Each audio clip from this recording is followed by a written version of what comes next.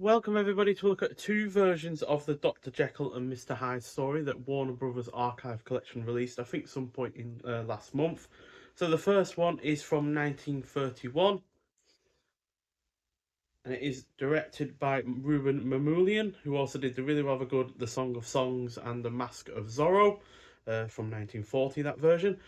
And yeah, both these versions of this film are horror films. This one clocks in at 96 minutes long.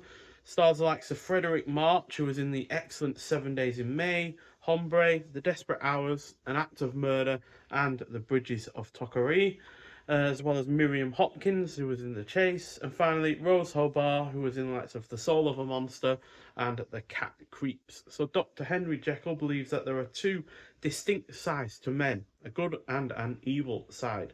He believes that by separating the two, man can become liberated. He succeeds in his experiments with chemicals to accomplish this and transforms into Hyde to commit horrendous crimes. When he discontinues the use of the drug, it is already too late. So this is quite frankly up there with some of the best that horror had to offer during this period in film. It is 1931, so it's right around the time of Frankenstein, Dracula, and such as those kind of films. But because it's a pre-code horror film, just like those ones, it's able to take a bit more risks than later films will be able to. And it's as good as it is primarily down to the great dual lead performance from Frederick March, as he's really convincing as both sides, and he's really rather distinct in both sides as well, and it has really rather convincing effects. The pacing is also on point, it is well shot, the supporting cast is decent, it is generally engrossing, the atmosphere is solid, and it has a really rather enjoyable final act. So yeah, this quite frankly gets 4 out of 5 from me. And yeah, like I said, easily ranks up there with some of the best of horror from that period. Although it's probably not quite as highly regarded or as, as iconic. You look at Frankenstein and Dracula; they were typically more talked about than something like this. In terms of special features that we have on the disc, we have two commentaries. The first of which is from screenwriter, film historian Dr. Steve Haberman and filmmaker, film historian Konstantin Nazir. And then the second one is from author, film historian Greg Mank. We also have a cartoon, Hyde and Hare. And then on the 11th of the 19th, well, the 19th of the 11th, 1950, we have a Theatre Guild on the air radio broadcast, which I'm not sure what that entails. It probably is a radio adaptation of the film itself, but still, yeah, great release. The sound quality and picture quality is pretty good as well. Obviously, it's not to the high quality of some boutique labels being a studio release, but yeah, still perfectly serviceable to watch and enjoy. And then from 1941, we have this version, which is a remake of the 1931 one. This is directed by Victor Fleming, who's most well known, and the only film I've seen from him outside of this one is The Wizard of Oz. So yeah, this is clocks in at 113 minutes long, so substantially longer than the previous one. Stars Spencer Tracy, who was in the really rather great Judgment at Nuremberg, It's a Mad, Mad, Mad, Mad World, Bad Day at Black Rock, Fury, and The Mountain.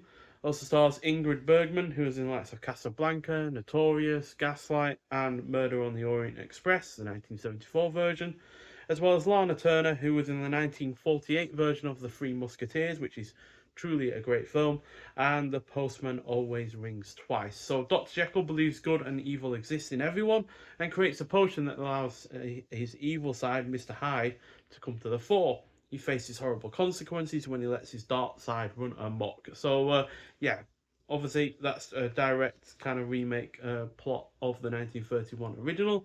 And unfortunately, for a few reasons, this is a little bit on the inferior side compared to that first film, which is directly due to the fact that it's not as good as in the horror department, as this feels way more melodramatic, and its extra length isn't used particularly well.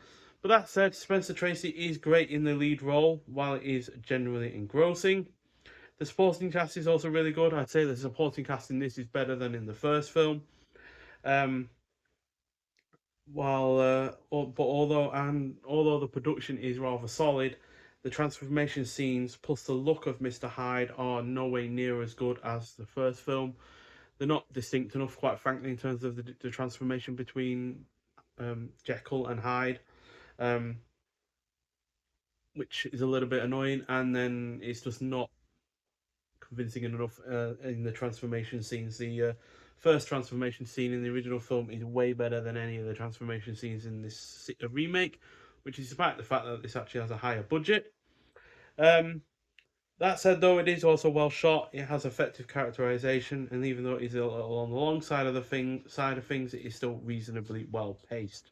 Just wish it used it at that extra running time to better effect, quite frankly, because yeah, to be what is it, 14 or 17 minutes longer and not add anything in terms of characterization really or spectacle or anything like that, despite the increase in budget, as it's cost more than $1 million to make, which is obviously quite a lot back then. Just yeah, feels a little bit of a missed opportunity, quite frankly. And unfortunately, in terms of only extras on this disc, we only have the theatrical trailer. So no commentaries or anything like that, unfortunately, which is a bit of a shame. So yeah, there are some benefits to this remake over the original. Like I said, I think the supporting cast is better. You know, Ingrid Bergman is better than Miriam Hopkins or Rose Hobart. And then the production budget is obviously better. So even though the transformation effects are better, the sets are better. The scale of it is a little bit bigger. It's just a shame that it's not quite as much of a horror film as the original. So yeah, personally, I prefer the first one, but I still give the second one 3.5 out of 5. It's not a bad film at all, but the first one is definitely the better of the two. So that's the one I'd recommend watching out of both of them. But they're still both well worth watching. It is interesting to see how pre-code and post-code the films have changed, because like I said, the horror department is way reduced on the 1941 version over the 1931 version. And obviously the 1931 version does take that bit more risks with its horror as well. So yeah, but still overall pretty good. And yeah, as far as remakes go, you can do a lot worse than the 1941 version of Dr. Jekyll and Mr. Hyde. But yeah, nonetheless, if you have seen either of these films, I'd like to hear your thoughts on them. But thank you for watching, and I'll see you in the next one. Bye.